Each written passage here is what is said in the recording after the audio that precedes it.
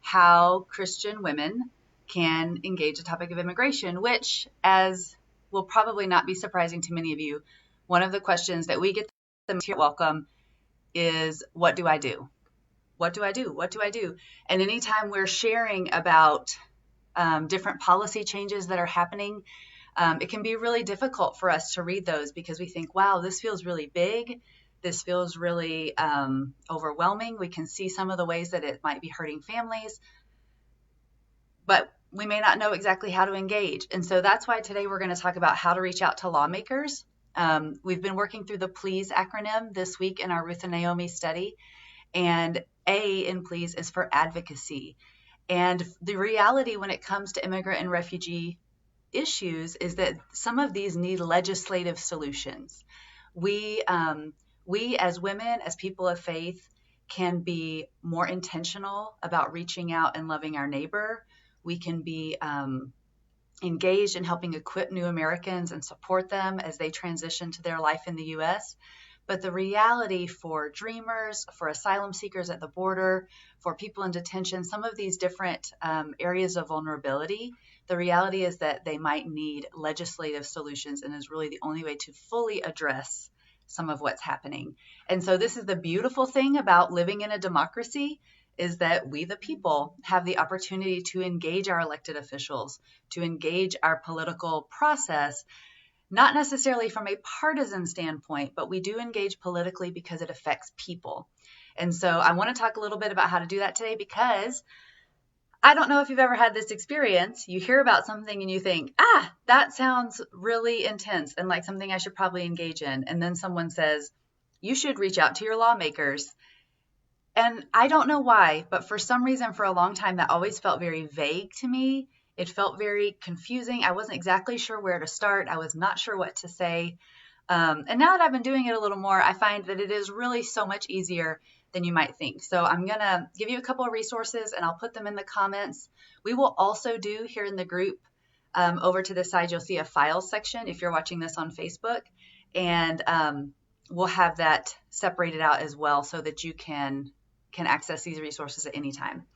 So the first thing is you can go to whoismyrepresentative.com and enter your zip code. That will give you contact information for your 2 senators and the congressional representative for your area.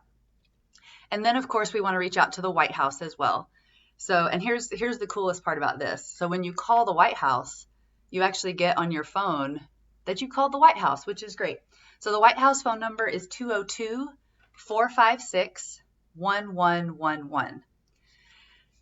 When you call any of these people, whether it's your representative, your senator, or the president, it's unlikely that you're going to speak to the president, him or herself, or your representatives or senators, his or herself.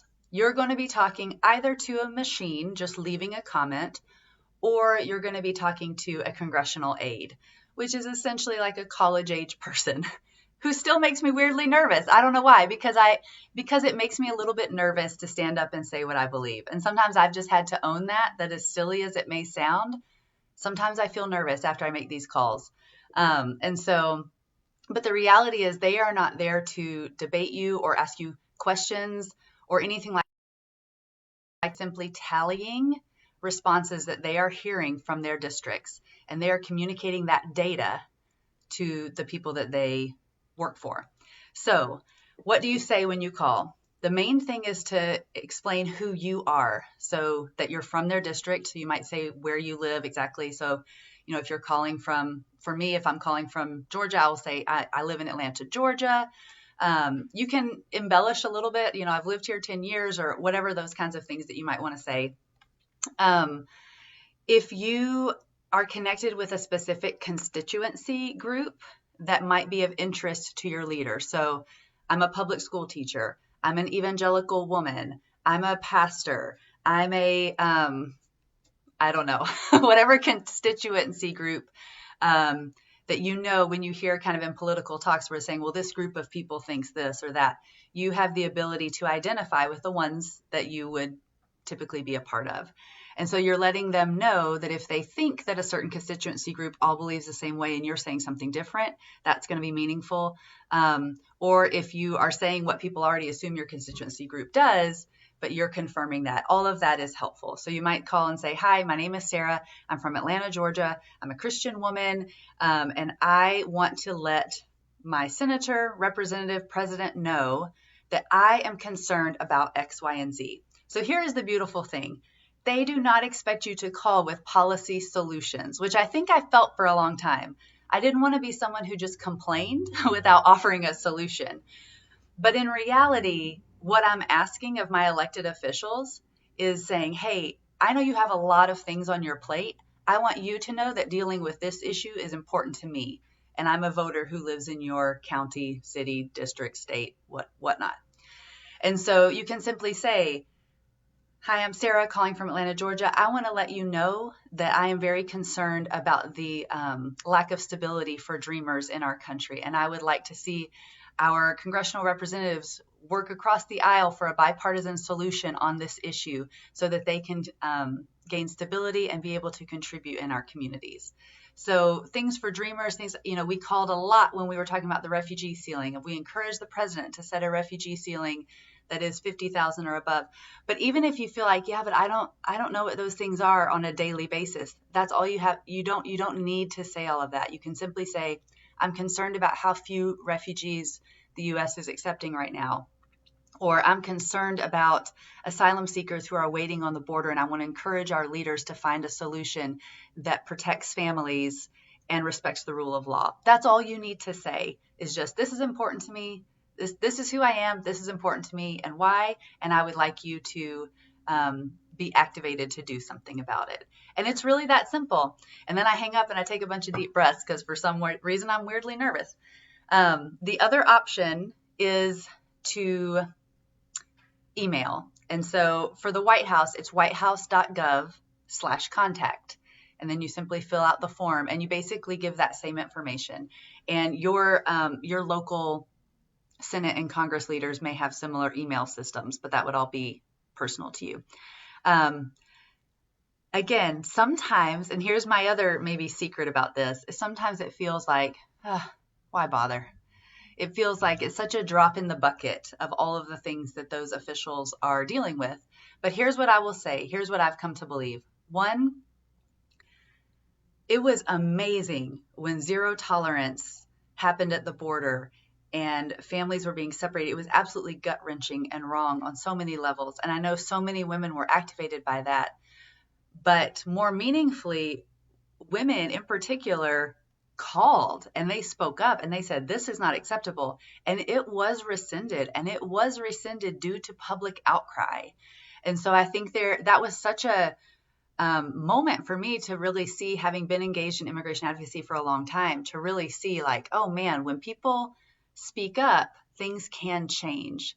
And so I encourage us to do that. I also sat recently when we went to DC last fall with Welcome. We visited some of our elected officials, and I went with a group who was visiting some representatives who were not in my state, but they were sharing. We were talking to them about the refugee ceiling having been set so low, and expressing just discouragement at how this was going to really, really impact our infrastructure for refugee resettlement, meaning that even if refugees do come in that small number, or if in the future we raise the ceiling and they come, there will not be the system, the robust system that we've had to welcome and help people through that transition, that is slowly being dismantled and decimated.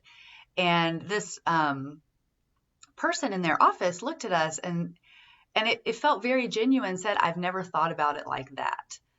Which was just this reminder to me that sometimes the things that are important to us and that we're reading about and learning about may not be coming across their desk, especially if they think they know what people in their district believe, or they're only hearing one narrative about certain topics. And so again, there's a little bit, maybe for better or for worse, in our system that the squeaky wheel gets the oil, but there is this element of whoever is making those calls, that's what those leaders begin to think represents their the districts and the people that they are there to represent. And so when we see these stories come by, a quick email, a quick call, it can literally take less than 5 minutes to call every one of your senators, representatives, and the White House. It doesn't take long. You're literally just saying your message and they are tallying it up and saying, thank you so much for calling.